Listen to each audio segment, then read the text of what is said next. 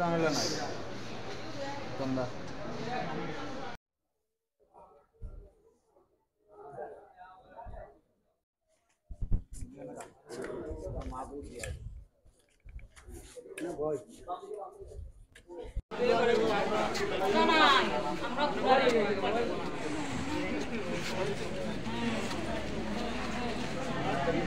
দিদি, আপনি এই কোলের বাচ্চা নিয়ে কি আজকে এখানে কেন এসছেন? এই কোলের বাচ্চা নিয়ে? বাহ, মানে উৎসবে অংশগ্রহণ করতে এসছেন নাকি? আপনার নামটা? রেশমি সিনহা। আপনার বাড়ি কোন জায়গায়?